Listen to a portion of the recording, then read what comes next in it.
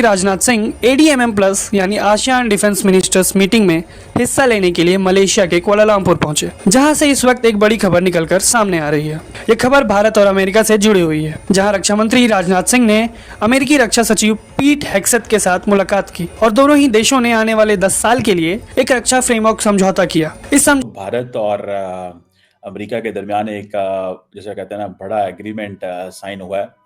पाकिस्तान को इस पे क्या परेशान होना चाहिए, और ये जो फ्रेमवर्क है दैट इज इम्पोर्टेंट फॉर वो कह रहे हैं रीजनल स्टेबिलिटी के लिए, डिटेरेंस के लिए। Deterrence against whom? China, Pakistan, दो ही ममालिक। भारत के साथ शायद भारत बोलेगा, अभी थोड़े दिनों पहले पीयूष गोयल जी ने साफ भी किया, पहले उन्होंने बोला था नवंबर में होगी, उन्होंने बोला कि we don't do trade deals at gun points. तो बहुत सारे आउटस्टैंडिंग इश्यूज हैं। सबसे बड़े आउटस्टैंडिंग इश्यूज है एचएएल की इंजन डिलीवरी, अब वो आउटस्टैंडिंग इशू बन गई है। दूसरा आउटस्टैंडिंग इशू है ऑब्वियसली जीएमओ क्रॉप्स। तीसरा आउटस्टैंडिंग इशू है दी एथेनॉल के लिए जो जीएमओ क्रॉप्स भेज रहे थे, एंड डेयरी।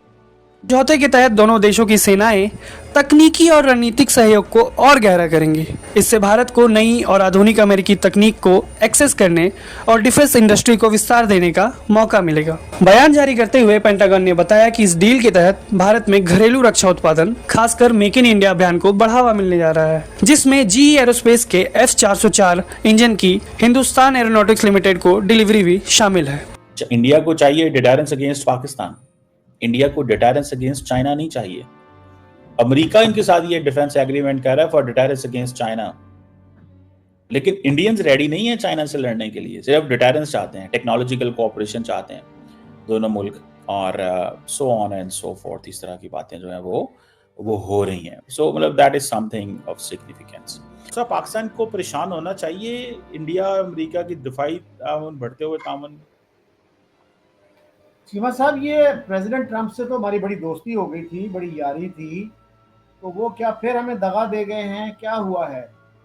तो हम तो बड़े शादियाने बजा रहे थे कि जी बस अब अमेरिका हमारी जेब में है। तो I am really surprised by this development. तो कैसे उन्होंने डिफेंस एग्रीमेंट कर लिया? तो फिक्रमंद अगर होंगे भी हम तो क्या करेंगे उसमें? नहीं होना चाहिए फिक्रमंद। नहीं, मैं ये कह रहा हूँ जी कि फिक्रमंद अगर होंगे भी तो क्या करेंगे? हमारे पास क्या रिसोर्सेज हैं कि जिनको हम खर्च करके तो किसी और मुल्क से असला खरीद लें और इंडिया को हम बैलेंस कर लें उस तरह से, या फिर हम कोई इंडिया से सुलह ही कर लें। तो क्या ये अच्छा नहीं होगा? सुलह करते ही नहीं है वो कहते हैं हमने आपको सब सिखाना है। नहीं नहीं नहीं, ऐसी बात नहीं है। बिल्कुल तो सब आप गारंटी देते हैं, आप गारंटी देते हैं जी जी जी जी, आपके इल्म में है कि 4 साल पहले भी एक बहुत बड़ा इनिशिएटिव हुआ था, लेकिन हमारी तरफ से हमारी हुकूमत ने उस वक्त जो है उसको नाकाम बना दिया था।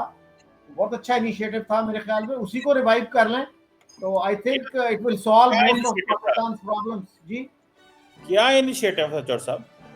आपके इल्म में नहीं है? जनरल बाजवा के दौर में 2021 में जो हुआ था कि कश्मीर को आप फ्रीज कर दें 20 इयर्स के लिए, स्पोर्ट्स रिलेशंस और आपके जो है ट्रेड रिलेशंस वो बहाल हो जाएं। तो what else do you want?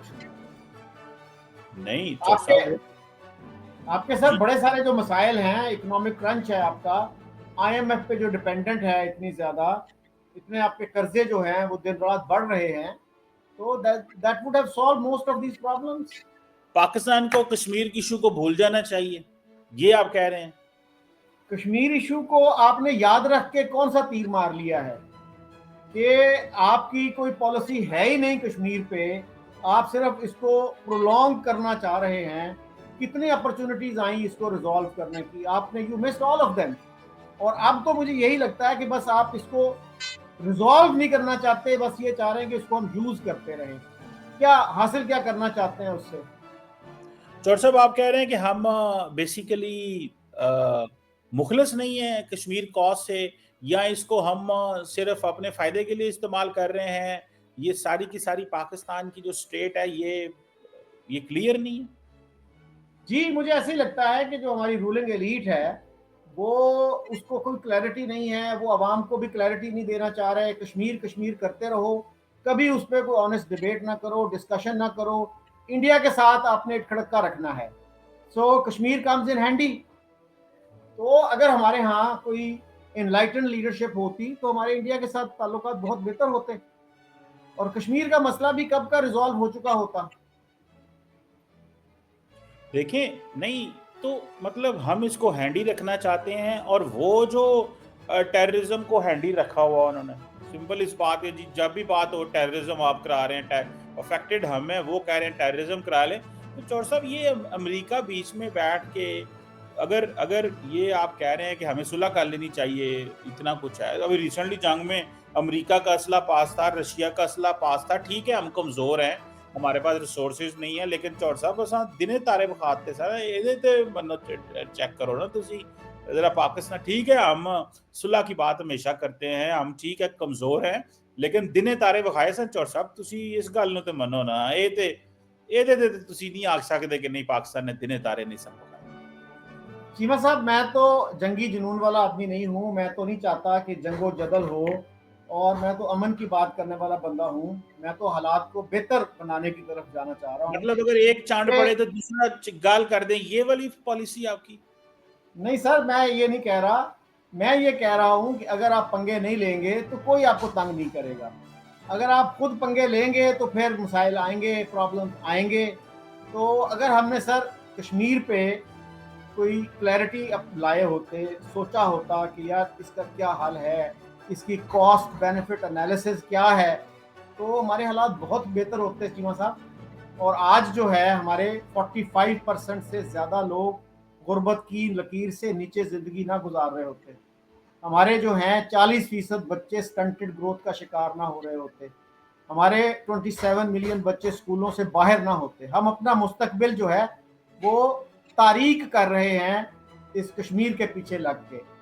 और रूलिंग एलीट जो है वो 2% हो, 3% हो, जितनी भी है, उसके तो मज़े हैं और वो उनको कोई फिक्र नहीं है, वो लोग जो मुश्किल हालात से गुजर रहे हैं। दोस्तों, भारत और अमेरिका के बीच पिछले कुछ दिनों से जो रिश्ते चल रहे हैं वो सारे दुनिया को मालूम है कि भारत और अमेरिका के बीच कुछ ठीक नहीं चल रहा था और इस चीज़ का फ़ायदा पाकिस्तान उठाना चाह रहा था। लेकिन अब भारत और अमेरिका के बीच जो डील हुई है, आपने देखा होगा जिस तरीके से आज समझौता हुआ है, डिफेंस को लेकर डील हुई है, उसे देखकर इस समय पाकिस्तान में बौखलाहट मच चुकी है और ये मचने भी लाजमी है। क्योंकि हमने देखा है दोस्तों, जब भी भारत के पीएम मोदी कहीं बाहर जाते हैं तो वो कुछ लेकर आते हैं, लेकिन जब भी पाकिस्तान के पीएम बाहर जाते हैं तो वो भीख मांगने जाते हैं। और पिछले 5-6 महीनों से अमेरिका के अगर देखा जाए तो डोनाल्ड ट्रंप और पाकिस्तान के पीएम का जो प्रेम चल रहा था उसे देखकर पाकिस्तान 7वें आसमान में उड़ रहा था। लेकिन अब यूएस और इंडिया का ये डील देखकर डिफेंस वाले, अब पाकिस्तान धरती पर आकर गिरा है और बोल रहा है कि ये हमारे लिए बहुत बड़ा खतरा है, ये अमेरिका हमें धोखा दे रहा है। यानी कि अब इन्होंने ये सोच लिया है कि अमेरिका भारत का साथ देगा। अगर कुछ बड़ा इशू बनेगा भारत और पाकिस्तान के बीच जंग का, तो भाई पाकिस्तानियों एक बात कान खोल कर सुन लो, आप चाहे कुछ भी कर लो, आप कितने भी तलवे छाट लो ट्रंप के, लेकिन अगर बात जंग की आई तो अमेरिका को भारत का साथ देना पड़ेगा। और इसका सबसे बड़ा कारण ये है कि भारत के साथ अमेरिका को कारोबार करना है। आप भिखारियों के साथ वो कारोबार करके करेगा क्या, पहले तो ये बताइए। वहीं इस वीडियो में शकील चौधरी जी ने जो बात बताई है कश्मीर के इशू को लेकर, वो बात बिल्कुल 100% सही है। इस पाकिस्तान की जो आर्मी है, इसने अपने देश का बेड़ा गर्क कर रखा है। अगर पाकिस्तान आर्मी और पाकिस्तान सरकार मिलकर बैठकर आराम से दोनों बात करे और ये सोच ले कि इस कश्मीर के मुद्दे को ख़त्म कर दे, तो फिर पाकिस्तान की शायद बेहतरी हो सकती है। लेकिन जब तक ये कश्मीर वाला मुद्दा इसी तरीके से लेकर चलते रहेंगे, तब तक ना तो इनके देश में कोई तरक्की होगी और ना ही ये कश्मीर वाला मुद्दा सुलझेगा। और शकील चौधरी जी ने बिल्कुल सही बोला, ना तो पाकिस्तान आर्मी चाहती है और ना पाकिस्तान सरकार चाहती है कि ये कश्मीर वाला मुद्दा सुलझे, क्योंकि दोनों की रोजी रोटी जो चलती है यहीं से चलती है। और पाकिस्तान आर्मी का सभी को पता है क्या हाल है। सरकार तो वहाँ पर बस नाम की आती है, जिसको वह कहते हैं वही वहाँ पर सरकार में रहता है। इमरान खान के साथ क्या हुआ आपने देख लिया। ये बात भी बिल्कुल सच है। जो नेता पाकिस्तान की भलाई करना चाहेगा उसको ये पाकिस्तान आर्मी उठाकर या तो जेल में बंद कर देगी या मरवा देगी। और हमने ये केस बहुत सारे देखे हैं। तो दोस्तों इस पाकिस्तान देश का कुछ नहीं होने वाला और इस डील को देखकर कमर चीमा भी रो पड़ा है। और दोस्तों आपको क्या लगा इस वीडियो में स्पेशल ज़रा कमेंट करके बताइए। और अगर आप चैनल पर नए हो तो चैनल को भी ज़रूर सब्सक्राइब कीजिए।